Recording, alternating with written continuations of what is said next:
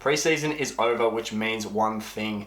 The NFL regular season is right around the corner, and in today's video I want to present to you, I want to analyze some rookies, one from every single team, whether that be a superstar in the first round who's guaranteed game time, or maybe someone that might be a little bit undervalued or lesser known from the 4th or 5th round. We've got everyone covered, every single team, and if you want to skip ahead to your favorite team, go ahead. There'll be the chapters down below in the description. But without further ado, let's get straight into the video. So right off the bat, I think to no one's surprise, my pick for the Arizona Cardinals, it's an obvious one. Let's keep it real. Marvin Harrison Jr. is a star player and will be a star player right from the get-go. He's going to be Arizona Cardinals' #1 receiver, the #4 pick in the draft. He's a generational talent. He's my pick for Offensive Rookie of the Year, which might be a little biased given I am a fan of the team, but there's one thing that you should know, besides the fact that he's just going to be an absolute baller from day one, is that when all the players in terms of Chris Olave, JSN, and Garrett Wilson were all at Ohio State, they were asked who amongst them is the best receiver. There's some pretty good talent there.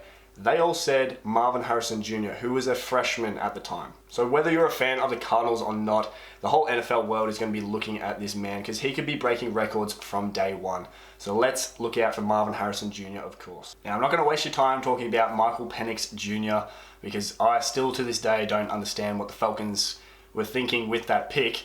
But the one I am going to talk about is Braylon Trice, edge rusher out of Washington. Now, admittedly, when I did pick Braylon Trice for this segment, they hadn't picked up Matthew Judon yet from the Patriots. They hadn't made that trade, so I thought their edge rushing group, their pass rushing group was pretty weak, so I thought Braylon Trice could even potentially start for them, but that's not going to happen now, I don't think, with Matthew Judon in their edge rusher room. However, Braylon Trice, I think, can develop across the season and play in packages, come in and out, and rush the quarterback. His job. Trice's game still needs some polish, but his ability to provide pressure off the edge will help him see the field early, I think. The Ravens' first round pick was one of the most athletic cornerback prospects in this draft class. Nate Wiggins possesses sub 4.3 speed, so he is the lightning. Now, the Ravens won't need Nate Wiggins to step into a full-time starter role straight away necessarily, because they already do have a legitimate cornerback in Marlon Humphrey.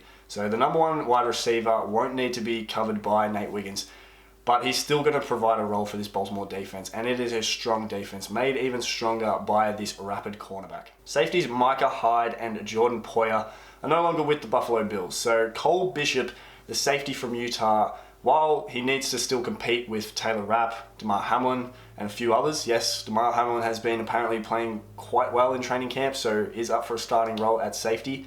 But Cole Bishop could be in line for a starting role himself. Cole Bishop will be one of the best tacklers from day one, and he also can be a very nifty blitzer. His days in Utah, he provided that, he showed that on tape, so even if he doesn't get that starting role, he can be brought out in packages for a blitzing type safety role. Now, you might have to wait a little bit for this one because Jonathan Brooks is obviously still recovering from an ACL injury he incurred during his last season with Texas. But once he comes back, Jonathan Brooks could be one of the better running backs in the league from day one. He most definitely should claim the starting job because it's Chuba Hubbard and Miles Sanders there. Miles Sanders is a guy that could be cut. And as of today, he's still on the team, but he is a genuine cut candidate, the guy that was at Philadelphia a couple of years ago and rushed for over 1,000 yards. Chuba Hubbard, he's a solid RB2, but it's Jonathan Brooks' job to lose. Brooks brings a nice blend of power and speed. He just needs to be more decisive as a runner. Austin Booker looks like a potential steal for the Bears. All the hype is around Caleb Williams, of course, but I'm going a little different route. The #1 pick, he gets talked about enough. Obviously, you need to watch him. He's the quarterback for the Bears for the foreseeable future. But selected in the 5th round, edge rusher Austin Booker was tipped to go day 2. And I sort of compare him to a Max Crosby type who was picked in the 4th round, maybe not necessarily in play style, but just the fact that he's dropped a bit, I think he could be a big steal for the Bears. Similar to the Atlanta Falcons situation when I was conducting this list, I think there's a lot of opportunity there for Austin Booker. Obviously the main guy is Montez Sweat, but I think outside of that, it's open for anyone to take, and Austin Booker as a rookie could do that. He's played very well in preseason, so look out for him. With the departure of Tyler Boyd, and even the potential trade of T. Higgins may be still lingering there. There are plenty of targets available for someone to step up like Jermaine Burton. Now it's looking more likely that Andre Yoshivas has taken that wide receiver 3 role, but Jermaine Burton could be that wide receiver 4, and this is a quarterback in Joe Burrow that loves to throw. So I think there's plenty of opportunity there, especially considering in preseason he has had a perfect passer rating in terms of the QB when targeted. Now I'm going to keep this one quick because my pick for this one was Michael Hall Jr. And recently it's come to everyone's attention that he's gone ahead and put a weapon to his fiance's head. So there's a lot up in the air there. And outside of that, Cleveland Browns, I didn't think really had anyone that could make a significant impact from their draft class. So we'll just go ahead and go to the next team. Now Dallas, I thought, were another team with not too many options, but there's one intriguing one, and it's that first round pick that they made to select Tyler Guyton, the 6'7" beast of a tackle. He's very much a project player, but even in preseason, I think he's well ahead of what a lot of people thought he could be at this stage. Guyton moves supremely well for his size, and he's actually had a great start to life for the Cowboys, and can nail a starting role, which is not something probably a lot of people thought. Coming out of the draft, very much a project player, not a lot of experience under his belt at college level, but you know, who knows? First round pick, the talent's there, the size is there. He could be a great one for the Cowboys this season.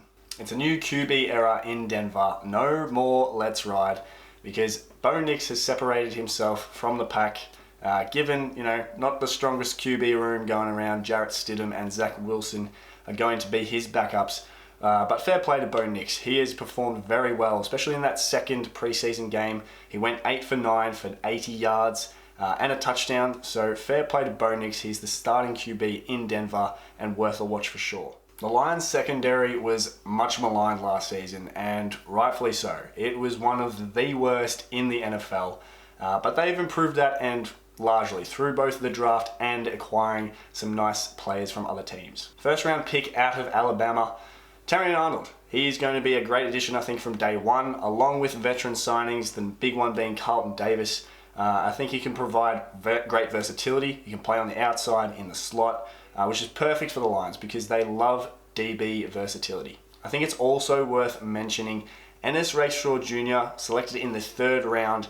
He has all the talent in the world as well in his own right. So while not probably a starter, I think he can provide a role. He's a great player as well. Linebacker Edgerrin Cooper has the easiest path, I believe, for this Green Bay rookie class to meet the field on day one. He's a do-it-all linebacker, but stands out as a blitzer. Last year at Texas A&M, Cooper blitzed 25% of the time on plays against the pass, to which 35% of those plays were pressurized. Additionally, Green Bay last season blitzed at the 6th highest rate in the league, but were only 17th in terms of pressure rate. So Edgerrin Cooper will be a nice piece, I think, from day one, in blitz packages in particular. Despite not owning a first round pick, the Houston Texans still selected a nice piece in cornerback Kamari Lassiter in the 2nd round. Kamari Lassiter will be competing with former top 10 cornerbacks CJ Henderson and Jeff Okudah, who have had their stocks drop over the years, not that great, so I think he can nail a starting role. Particularly because even though he didn't perform well in his combine, he uses his quick feet, his physicality, and can play in man-to-man, zone, and against the run. So a very good all-round cornerback. With this one, we have a genuine contender for Defensive Rookie of the Year. It's Latu Latu for the Indianapolis Colts, and he led all Power 5 rushes last year with 23.7% pressure rate off the edge. He was the best in the business and did it with a rare arsenal of moves for someone at this point in his career. All you need to do is watch a highlights package of this guy. He's got all the moves: swim, spin, bull rush, rip. He's got it all, which is rare, as I said. For someone at this point in his career, he's going to be very exciting to watch. And if you weren't aware as well, just to add on, this guy was forced to medically retire due to a neck injury a few years ago. So he's come back, 1st round pick, and I'm rooting for him. Defensive Rookie of the Year, I reckon. Now, Malik Nabers has been garnering a lot of attention in the off season, and we'll get to him. The LSU teammate, though, Brian Thomas Jr. for the Jacksonville Jaguars, has also been creating his own hype and is one to watch because the Jacksonville Jaguars are a very pass-heavy team, lots of weapons, And Brian Thomas Jr., I think, could develop into the number one receiver for Trevor Lawrence. You've got Christian Kirk in the slot, you've got Evan Engram, who's a nice versatile tight end, and Gabe Davis, make of that what you will, but Brian Thomas Jr., first round pick, has a genuine big opportunity to be a number one receiver right from the get-go, or at least during the season. Xavier Worthy is obviously the exciting pick here. He's the guy that, had the quickest 40 in this year's draft, and the quickest 40 ever. However, I'm picking Kingsley Suamataia. Probably butchered his name, but this guy is going to be protecting Patrick Mahomes' blindside as they make the quest for a potential first-time ever three-peat. Looked at as a developmental guy going into the draft, Suamataia has developed very quickly and looks to be winning that left tackle role. So it's going to be very interesting to see how he goes across the season, protecting the best quarterback in the league on one of the most high-profile teams in the league also. Generational tight end prospects are hard to come by, but that is exactly what Brock Bowers is. I am a little bit puzzled by the selection by the Raiders, but as I said, it's a generational tight end prospect, so it's hard to miss up. Even with the question marks at QB, Brock Bowers was the central focus point of that Georgia Bulldogs offense for a couple of years. So they will manufacture touches to this guy, even with Michael Mayer in the team, selected last year, another tight end. He's more of a blocking guy. Brock Bowers is the one that you want to get the football in his hands so he can make plays. Chargers could genuinely have one of the best tackle duos in the league from day one in Rashawn Slater and 5th overall pick, Man Mountain Joe Alt. Jim Harbaugh loves to run the ball. We've seen it before in the NFL and obviously more recently with Michigan at college level. They've added Gus Edwards, J.K. Dobbins from the Ravens, his brother's team. You're probably getting a little bit of a word there. But the offensive coordinator is Greg Roman, who's obviously also formerly of the Ravens. So there's a lot of connections here. And you've got Joe Alt, who's going to play right tackle, 6'8", 300 plus pounds, an absolute man mountain. Nothing's getting past him. Given Aaron Donald's retirement, the Rams' first two picks were probably more intriguing options in college teammates Jared Verse and Braden Fisk. But the Rams might have just gone and done it again and found another Puka Nacua type player in 6th round receiver Jordan Whittington. He's been absolutely balling out in preseason. You've probably heard from him if you've been keeping tabs on it. But he won't take away catches necessarily from the likes of Cooper Kupp or formerly mentioned Puka Nacua. But he can be a very serviceable wide receiver 3, wide receiver 4, and make plays throughout the season. Miami absolutely stacked with offensive weapons, and they've added yet another one in 4th round rookie running back Jalen Wright. Obviously the main threats on the ground are running backs Devon Achane and Raheem Mostert, but both come with their injury concerns. So Jalen Wright could be thrust into the limelight maybe sooner rather than later. And also on top of that, Mike McDaniel does come from the Kyle Shanahan tree, who do like to use multiple running backs. So whether or not he gets the green light early in the season due to more than likely injury, or whether or not it's just plays here and there, I think Jalen Wright's one to look out for on this exciting Miami Dolphins offense. One of the favorites to win Defensive Rookie of the Year, Dallas Turner. That's enough reason why you should be looking out for the Alabama product this season. Brian Flores, the defensive coordinator for the Vikings, loves to bring pressure. He likes a versatile, aggressive type play. And Dallas Turner has already been likened to the chess piece Donta Hightower, formerly of the Patriots mainly. The Vikings have made a lot of defensive additions to their team. They brought in the likes of Jonathan Grenard and Blake Cashman from the Texans, on top of Andrew Van Ginkel from the Dolphins. But, the rookie is in a good position to get a Defensive Rookie of the Year type year. It's a whole new era in New England under new head coach Gerard Mayo. And this comes along with a wide receiver room devoid of any real identity. So with this, I bring not one, but 2 wide receivers in Jalen Polk out of the 2nd round and Javon Baker out of the 4th. I believe Jalen Polk could be the number 1 receiver on this Patriots offense come the end of the year. He's a nice possession type guy. On the flip side, Javon Baker could carve out a role as a more explosive down the field threat. The Patriots have continually struggled to find receivers in the 1st round, so a good thing neither of these guys came in the 1st round. Talise Fuaga needs to hit for the Saints this year, because on one hand you've got Trevor Penning, former 1st round pick, who is struggling so far in his career. And then on the other hand, you've got former All-Pro tackle Ryan Ramczyk, who's basically got 1 foot in retirement, having to sit out this season through injury. And I think good news, Saints fans, because I believe Talise Fuaga will be one of the few that you don't have to worry about going into this year. I think you really do have to feel sorry for Malik Nabers, who I mentioned earlier in this video, because I think from the moment he got drafted at 6 overall to the Giants, even he knew it was going to be a long season, receiving passes from Daniel Jones. But having said that, Malik Nabers is going to be the sole reason why you should tune in to a Giants game this year. One of the most explosive players in recent drafts. His run after the catch ability is probably his best trait and going to be very exciting to watch this year. Malik Nabers produced 22% more yards than expected in his final 2 years of college. So that just goes to show how explosive this guy is and how important it is for defensive teams to need to tackle him. Malachi Corley is likely to start immediately as the Jets slot receiver, where he lined up predominantly for Western Kentucky last season. Similar to Malik Nabers, Malachi Corley is very good after the catch. He produced 20% more yards above expected last season as a slot receiver as well. Malachi Corley, similarly to Malik Nabers, has high ability after the catch. He produced 20% more yards above expected last season. So getting the ball in this guy's hands is going to be Aaron Rodgers' favorite thing to do, outside of Garrett Wilson, of course, and probably Breece Hall. But it'll be interesting to watch. The Eagles secondary was clearly identified as a weakness going into this draft due to the drafting of Quinton Mitchell in the first round, but I'm going to highlight second rounder Cooper DeJean. Playing cornerback at Iowa, DeJean has the potential to transition into a safety type role. I think versatility is the key word here for Cooper DeJean. He can be a starting corner on the outside, he can compete as the nickelback, or he can transition, as I mentioned, into a safety. Having these jack of all trades type players can be harmful for their development. I go back to Isaiah Simmons years ago when the Cardinals drafted him. Didn't really know where to play him, and he's on the Giants now and not a starting player there. But I believe and trust the Eagles to use DeJean, whether it may be as a starter, I don't think so, but in different packages, and develop him across the course of his first year.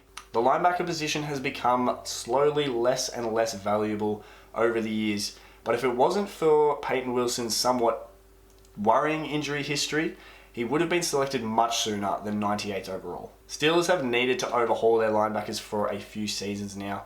They made a great signing in Patrick Queen from the Ravens, which means Peyton Wilson will be competing with Elandon Roberts, a veteran across this season, for a starting position. It is certainly a gamble given his injury history, but the talent is absolutely there with linebacker Peyton Wilson. Renato Green will likely be already a starter on this stacked 49ers defense. Playing an outside role in college, he looks to be carving out a role as the slot guy. They selected Green 64th overall, marking the highest cornerback taken in the Kyle Shanahan, John Lynch era. Now this is a big prediction and maybe way too early, but I think Renato Green could have a Trent McDuffie type rise. Getting All-Pro last season, McDuffie playing as a slot corner and now earning his stripes going into this season as an outside corner. I think Renato Green could have that similar type trajectory. He's on a great team, he's got great coaches around him, why not? Going into this draft, many analysts had Byron Murphy II as the top defensive player in the entire draft, and the Seattle Seahawks were able to grab him with this 16th pick. Murphy terrorized college teams last season as a 20-year-old. He generated 12.7% pressure rate as an interior defensive lineman, which ranks second among Power 5 interior linemen. I trust new head coach Mike McDonald, who, mind you, is one of the best defensive names in the game, I think, right now, to unleash Byron Murphy from day one. I think Bucky Irving is a very intriguing prospect for the Buccaneers this year, because Rachaad White last season averaged 3.6 yards per carry. Now, don't get me wrong, the Buccaneers absolutely love Rachaad White, so I don't think Bucky Irving will take over completely as the number one running back, but I do think across the season he will eat into Rachaad White's role as that change of pace type back. Bucky Irving is a small back listed at 5'10", but he runs aggressively and runs hard in between the tackles, which is not really what Rachaad White has done so far in his career. So one to look for this year. The Titans will be hoping JC Latham can transition from right tackle, where he played for 2 years at Alabama, to the left side at Tennessee. JC Latham doesn't necessarily have the prototypical athleticism of a left tackle, but he definitely has the size and length. And I think even if he has his rookie struggles, he is undoubtedly an upgrade on what happened last season. Last year, Tennessee Titan tackles allowed an embarrassing 15.4% pressure rate. No other team's tackles were above 10%. The former Heisman winner, Jaden Daniels, is actually going to make Washington Commanders watchable, I think.